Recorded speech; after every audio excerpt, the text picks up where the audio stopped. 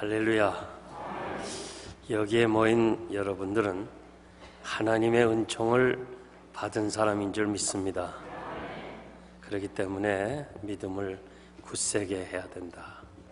우리 찬양이 우리 신앙의 고백이 되기를 바랍니다. 이스라엘 땅에 가면 통곡의 벽이라는 것이 있습니다. 그곳에서 지금도 유대인들은 그 벽에다 손을 대고 혹은 이마를 대고 하나님 앞에 기도합니다. 저도 2번이나 그곳에 가서 기도한 적이 있습니다. 그리고 그 벽과 벽 사이, 돌과 돌 사이에는 이 구멍이 난 데가 있어요. 틈이 있습니다. 그 틈에다가 기도의 문을 이렇게 틈새에 집어넣고 계속 기도하고, 해외에 있는 사람들은 바빠서 통곡의 벽까지는 가지 못하지만은 팩스로 자기 기도문을 적으면 그것을 받아가지고 대신 통곡의 벽에다가 틈새에다가 집어넣는 사업을 하는 사람도 있어요. 굉장히 사업이 잘 된답니다. 관심 있으면 해보시길 바랍니다. 그런데 이 통곡의 벽은 헤롯 왕이 그가 아주 유대인들의 마음을 사기 위해서 무너진 그 예루살렘 성전을 이렇게 크게 화려하게 지었습니다.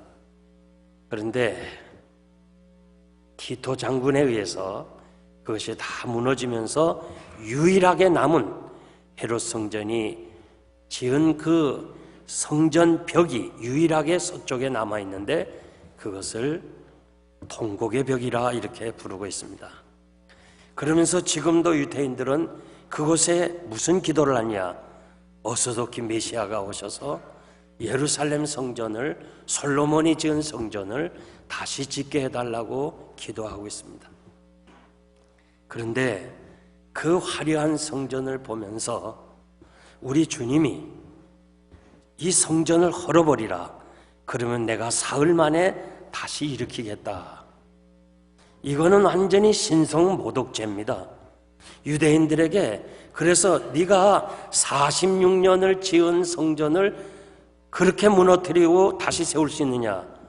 예수님 당시까지는 46년이었지만은 역사의 기록에 의하면 100년의 세월이 걸려서 완성된 성전이에요.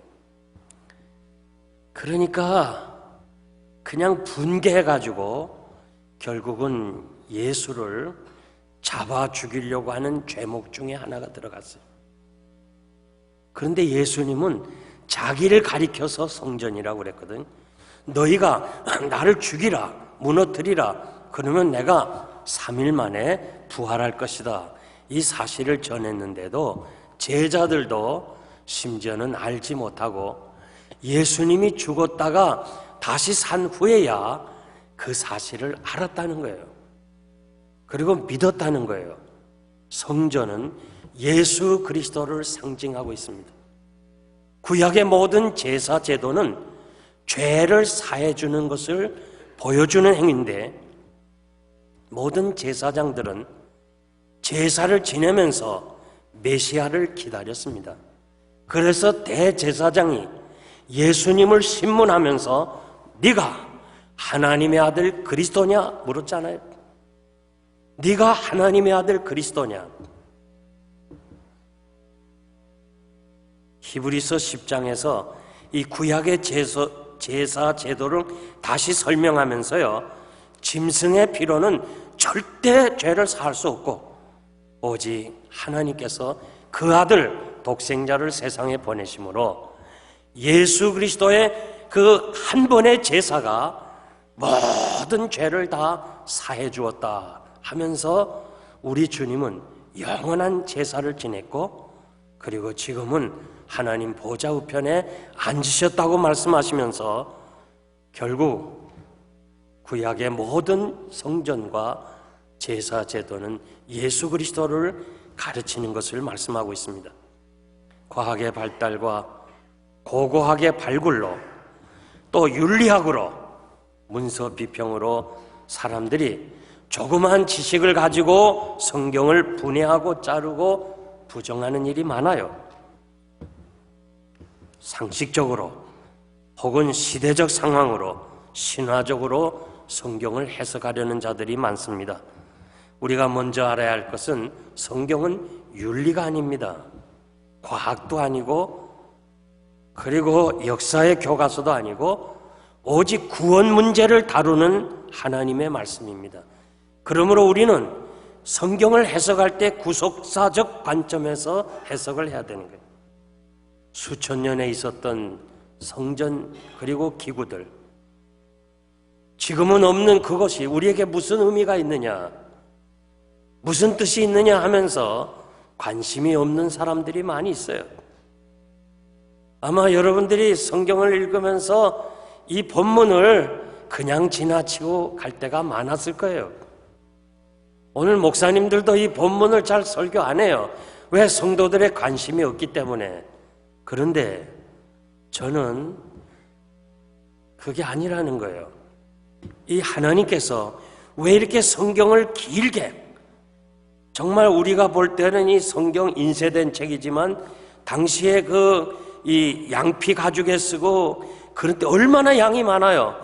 그 양이 많은 것을 기록해서 우리에게 전하는 것은 대단히 중요하기 때문에 말씀을 전한 거예요. 그래서 저도 이 강해를 하기 전에는 그냥 읽었어요. 그런데 여러분들에게 말씀을 전하기 위해서 깊이 묵상하면서 하나씩 머리에 그림을 그려가면서 묵상하니까 놀라운 진리를 발견한 거예요. 그래서 여러분들이 하나님의 말씀을 들을 수 있다는 거, 여기에 모인 사람은 하나님의 은총을 받은 사람이에요. 그래서 오늘 찬양하면서 이거 성령께서 가르쳐 주는구나. 여러분들은 하나님의 은총을 받은 사람인 줄 믿습니다. 그래서 이 성전 기구를 통해서 예수님과의 관계가 무엇인가를 말씀드립니다. 첫째는 바다입니다. 23절에서 26절은 바다의 제작에 대해서, 모양에 대해서 말씀합니다. 바다는 대야입니다. 크기가 너무 커서 바다라 불렀어요. sea, 바다라 불렀습니다. 히브리 말이 그거예요. 얼마나 크느냐? 직경이 4.5m예요. 직경이. 상상해 보세요.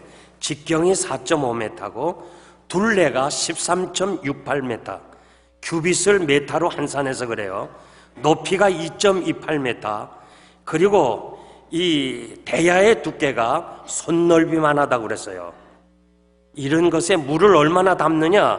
45,420리터의 물을 담는 거예요. 그러니까 너무너무 커서 그것을 바다라고 불렀어요. 나이 드신 분 알지만은 우리 옛날에 대야, 큰 대야에다 물이 귀해서 대야에다 물을 받았다가 그 대야에서 애들도 씻겨주고 우리도 씻었어요. 안 씻은 적 하는데 그런 다 씻었어요. 다 대야에 물을 담아다가 씻었어요. 이스라엘 땅은 사막지대입니다. 그러니까 물이 귀합니다. 제사장과 레위인이 성막에 들어가서, 성전에 들어가서 일하기 전에 먼저 자신의 몸을 씻어야 돼요. 왜? 하나님을 만나기 위해서는 거룩을 요구했어요. 그래서 그 몸을 다 씻어야 돼요.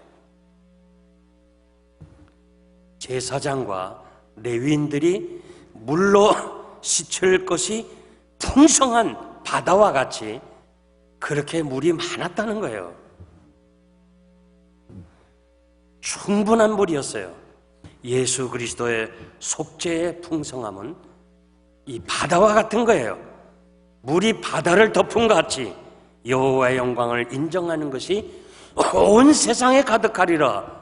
복음성가처럼 예수 그리스도의 속죄의 은혜는 가히 바다와 같이 넓고 누구나 다 그 은혜의 바다에서 씻김을 받을 수 있는 주의 십자가의 은혜가 이렇게 엄청나다는 것을 우리는 이 구약의 바다라는 곳에서부터 깨달을 수가 있는 거예요. 속죄의 은총이 부족하거나 모자람이 없이 모든 민족이 죄를 씻을 수 있는 바다와 같은 것입니다. 태양이 온 세상을 비추듯이 예수 그리스도의 그 대속의 은총이 온 세계 사람들에게 미치게 되고 그 은혜가 열방에 가득히 넘쳐야 되는 거예요. 오늘 사람들이 스스로 자기를 깨끗하게 하려고 그래요. 스스로 절대 자기를 깨끗하게 못해요. 왜냐하면 물 자체가 더러워요. 그 자체가 더러운데 어떻게 깨끗하게 될 수 있냐 이거예요.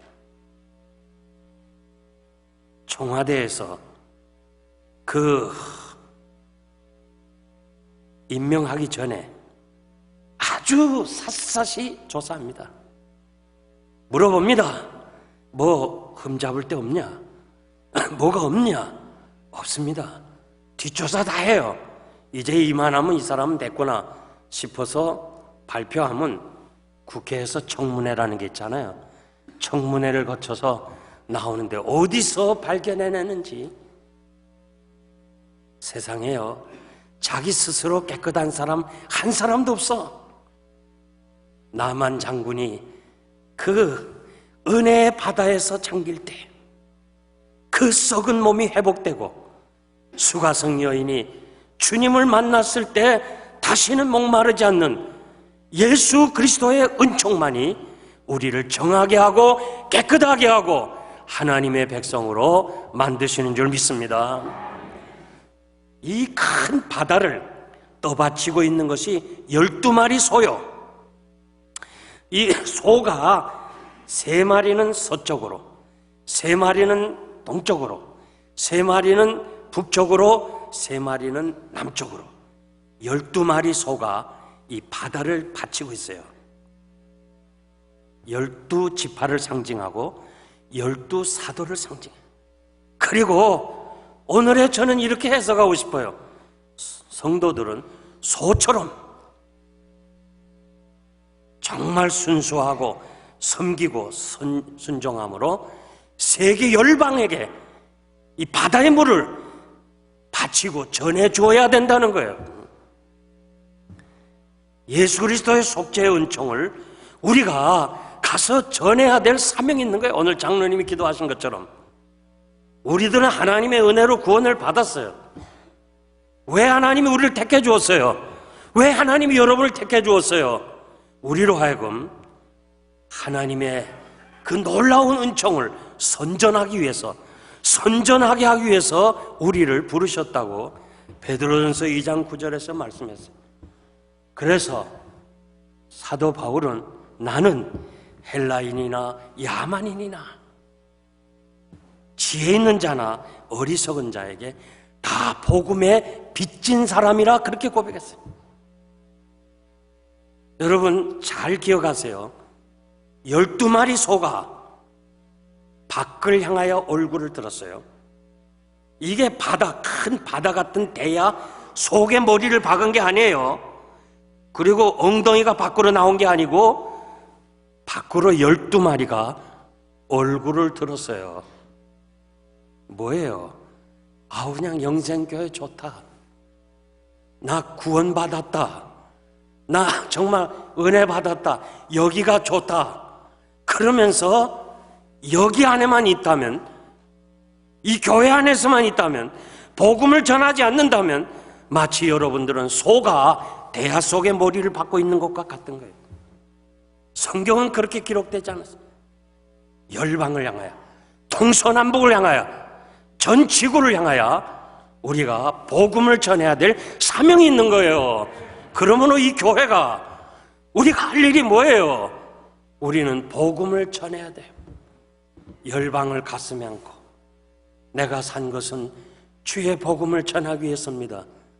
이러한 마음의 결단이 오늘 이 바다를 통해서 여러분들이 깨달으시기를 바랍니다. 두 번째는 물두멍입니다. 27절에서 39절에 보면 그 양 좌우편에 각각 5개씩 물두멍을 놓았습니다. 그 물두멍을 받침, 여러분 랑캐스터에 가신 분은 그 물두멍을 생각하면 돼요. 광야에서는 물두멍이 하나였습니다. 그러니까 제사장이 이 제사를 지내기 전에 그 물두멍에서 손을 씻고 성막 안에 들어가야 돼요. 그런데 솔로몬이 지은 성전은 물두멍이 10개나 됐어요. 이쪽에 5개, 이쪽에 5개. 길이와 그 받침대가 길이와 폭이 각각 2m 내지 2.16m, 그리고 높이가 1.5m, 사각형의 상자로 그 물두멍을 받치고 있어요. 그런데 그 물두멍이 고정된 것이 아니고 사각형처럼 바퀴가 달렸다고 그랬어요. 그것이 바퀴가 전차의 바퀴와 같다고 그랬어요. 그건 뭐 하는 거냐? 제물을 번제단에 태우기 전에 그 제물을 씻는 물로 사용했다고 그랬어요. 그런데 이 제사장들이 부정한 제물을 만질 수가 없으니까 이 물두멍이 제물이 있는 곳으로 가는 거예요. 그래서 그 제물을 씻고 그 다음에 번제단에 올리는 거예요. 소나 양을 번제물로 드리기 전에 씻는 행위가 뭐예요? 그건 죄인, 내 대신, 죄인 대신 그 짐승이 불에 다 죽으니까 이 죄인이 씻는 거예요. 성결해야 돼요. 하나님 앞에 나와서 예배 드리기 전 여러분들은 물두멍을 통과해야 돼요. 죄를 씻어야 돼요. 6일 동안에 더럽고 누추하고 그저 세상적이고 죄악적이고 생각하는 것이 죄요, 보는 것이 죄뿐인 우리들이 그냥 앉아서 예배 드리면 안 된다고 해요. 그럼 어떻게 해야 되느냐? 우리 초대교회는 30분 전에 먼저 왔어요. 30분 전에 먼저 와서 자기 죄를 다 회개했어요. 한 주일 동안에 지은 죄, 생각한 거, 남의 마음을 아프게 한 거, 이거 다 죄를 회개하고, 그리고 예배를 드리면서 저들은 은혜를 받는 거예요. 정결해야 되니까. 그리고 하나님을 만나는 거예요. 하나님은 거룩하지 않으면 만나지 않는다고 그랬어요. 그런데 요즘 왜 우리가 이렇게 은혜를 못 받아요? 왜 우리가 예배를 드리고 감격이 없어요? 회개가 없는 거예요. 씻는 행위가 없는 거예요. 그냥 1분 전에 들어오는 거예요. 시간을 맞춰서 집에서 떠나니까 늦는 거예요. 어떻게 하나님 앞에 나올 때 늦게 나올 수 있어요? 늦는 사람은 꼭 늦어요. 멀어서 늦는 게 아니에요. 여러분, 좀 일찍 나와요. 일찍 나와서 여기서 우리가 죄를 회개해야 돼요. 우리 지은 죄를 다 회개해야 돼요. 그리고 거룩해야지 하나님의 말씀을 통해서 은혜가 되고 주님을 만나게 되고 모든 문제가 해결되는 거예요. 이런 과정이 없기 때문에, 형식적으로 왔다 갔다 하기 때문에 우리 믿음에 성장이 없는 거예요. 고린도후서 7장 1절 보니까 그런즉 사랑하는 자들아, 이 약속을 가진 우리가 하나님을 두려워하는 가운데서 거룩함을 온전히 이루어 육과 영의 온갖 더러움에서 자신을 깨끗하게 하자. 오늘도 하나님의 거룩하신 이 전에서, 여기는 하나님이 계신다고 그랬어요. 이 거룩하신 하나님의 전에서 우리가 먼저 자신의 죄를 회개하고 물로 씻고 물두멍을 통과한 후에 성전 안에 들어오는 것처럼 우리가 예배 드리기 전에 형제들의 마음 상한 거 다 회개하고, 그리고 하나님을 찬양하고, 하나님께 예배할 때 하나님은 놀라운 은혜로 함께 하실 줄 믿습니다. 이 물두멍을 무엇으로 만들었느냐? 출애굽기 38장 8절에 보니까 회막문에서 수종드는 여인의 거울을, 그 당시 거울은 노시였습니다. 그래서 거울로 사용하던 것을 다 받쳐가지고 그거를 주물로 해서 이 물두멍을 만든 거예요. 그것을 근거한다면 이 당시 거울이 없었던 그 시절에 제사장과 그리고 제물을 드리는 사람이 무엇으로 자기를 볼 수 있어요? 거울이 없을 때 무엇으로 볼 수 있어요? 그 거울로 만든 놋을 보면서 그 안에 물을 보면서 자기 얼굴과 자기 옷이 잘 입었는가 제사장들이 보는 거예요. 여러분, 우리가 오늘도 거울을 보고 왔어요. 왜 봐요? 내가 혹시 더럽나? 때묻지 않았나? 그거 보기 위해서 거울을 봤어요. 그런데 우리 속의 죄악을 어떻게 보겠어요? 내 속에 있는 죄악을 어떻게 보겠어요? 이 속의 죄악은 하나님의 말씀이 거울이라고 그랬어요. 회개한 사람에게 그 심령에 하나님의 은혜가 함께 하셔서 깨끗해지고 거룩해지고 하나님께 예배드리고 나서는 그 다음에 물두멍에 그 상자 같은데 문양을 새겼는데 무슨 문양을 새겼어요? 사자를 새겼어요. 하나님 앞에서 예배드리고 거룩하신 하나님 앞에서 흠잡을 데가 없으면 담대해지는 거예요. 왜 두려워요? 아직도 내 속에 죄악이 있기 때문에 두려운 거예요. 사자같이 담대한 거예요. 소의 문양이 생겼어요. 소처럼 순종하면서 섬기면서 살아갈 수 있고, 그룹을 새겼어요. 그룹은 천사들이에요.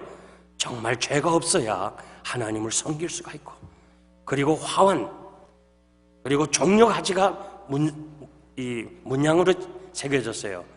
그리스도의 그 아름다움, 꽃처럼 아름답게 빛나는 거예요.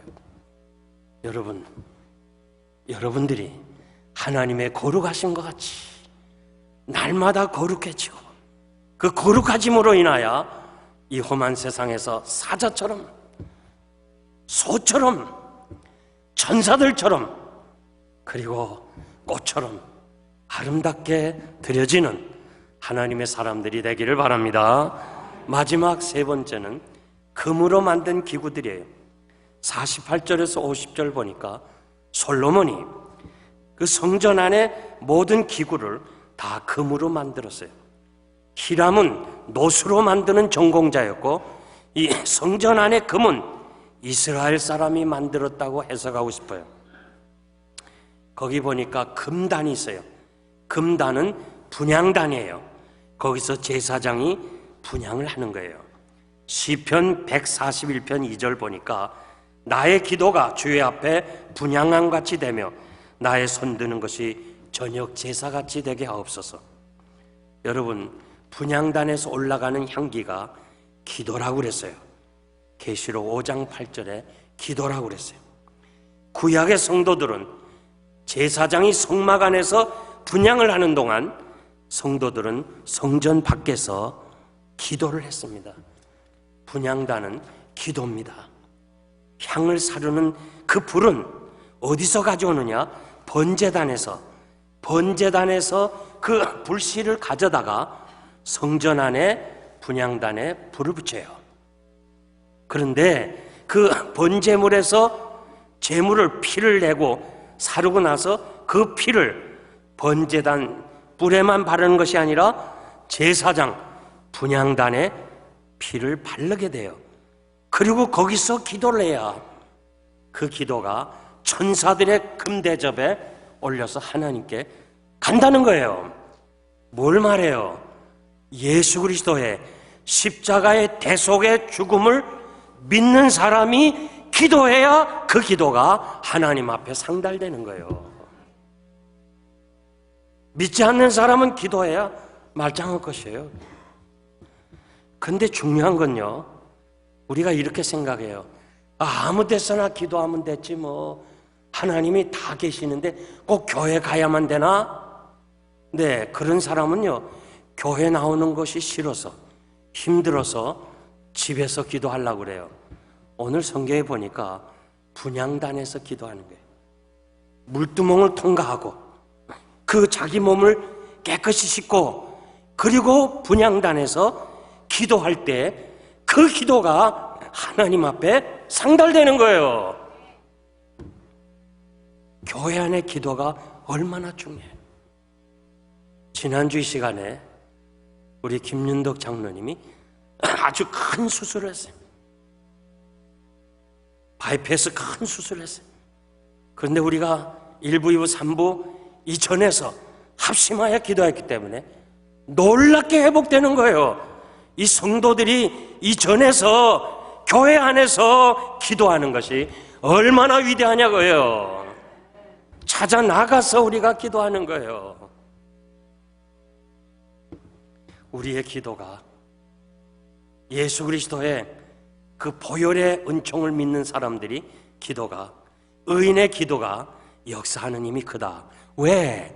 금대접에 그 천사들이 우리 기도를 가지고 하나님 앞에 간다고 그랬어요. 진설병이 있어요. 진설병은 떡입니다. 거기 금상, 떡상이라고 해서 그걸 금으로 만들었어요. 거기가 두 줄로 여기 6개, 여기 6개. 한 주일 동안 떡을 그 떡상에 넣는 거예요. 진설병을. 그러면 그것은 이스라엘이 백성들을 하나님이 먹이시는 양식으로 그렇게 상징을 하고 있어요. 그래서 한 주일이 지나면 묵은 떡은 내버리는 것이 아니라 제사장이 먹는 거예요. 그리고 다시 한 주일에 새로운 떡을 만들어요. 그것이 광야에서는 떡상이라 해서 하나만 있었는데 솔로몬 성전에는 10개가 있었어요. 금으로 만든.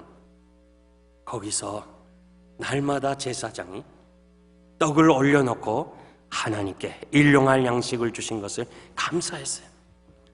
저는 이 말씀을 묵상하면서요, 하나님 앞에 나와서 예배드린 여러분들은 하나님께서 일용할 양식을 책임져 주실 줄 믿습니다. 이 험한 세상에서 우리가 하나님 앞에 예배드리고 있는 이상은 하나님이 여러분의 필요를 채워주실 줄 믿습니다. 그리고 성전 안에는 등잔이 있어요. 성막에서는 하나가 있었지만은 랑캐스터에 가보면 하나예요. 솔로몬의 성전에는 등대가 10개나 됐어요.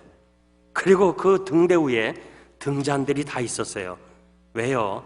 그 캄캄한 어두운 밤에 제사장이 일하기 위해서는 불빛이 필요한 거예요. 이 등대가 뭘 상징하느냐? 예수 그리스도를 상징하는 거예요. 주님이 그랬어요. 나는 빛이다. 나는 세상의 빛이다 그랬어요. 그러면서 우리에게 너희도 세상의 빛이 되라. 너희 착한 행실을 보고 많은 사람이 하나님 앞으로 돌아오게 하라고 그랬어요. 여러분이 이 어두운 세상에서 빛의 사명을 감당해야 될 줄 믿습니다. 그리고 그 성전 안에 모든 기구들은 다 금으로 만들었어요. 심지어는 돌적이, 여기 돌적이라는 말은 이 고리를 말하는 게, 문설주와 문짝을 연결하는 그 고리, 그 보이지 않는 고리까지 금으로 만들라는 거예요. 뭐예요? 하나님 보시기에 합당한, 정말 적은 것이라도 하나님 앞에서 양심에 꺼리낌이 없는, 하나님 앞에서, 하나님 면전에서 바르게 살아야 돼요. 우리 예수님 흠이 없으신 분이에요. 모든 성전의 기구는 예수 그리스도를 가리키는데 금은 변함이 없는 거예요. 땅 속에 있어도, 저 물 속에 있어도, 심지어 사람 몸 속에 있어도 변화가 없는 거예요.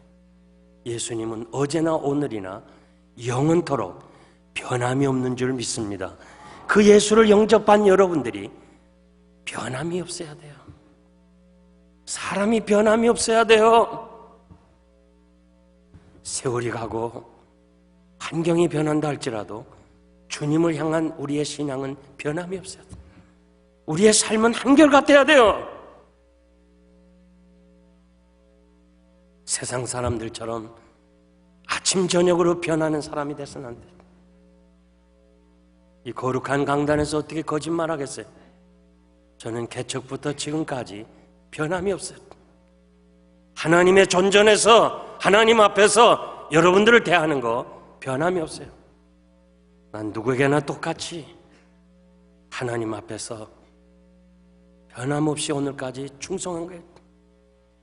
우리 믿는 사람이 변해서는 안 되는 거예요. 사람들의 말에 의해서 좌우되면 안 돼요. 여러분들이 어떻게 생각하든지 간에 하나님 앞에서 내 자신이 변함이 없어야 돼. 이것이 바로 성전 안에서 예배드리는 우리의 모습인 줄 압니다.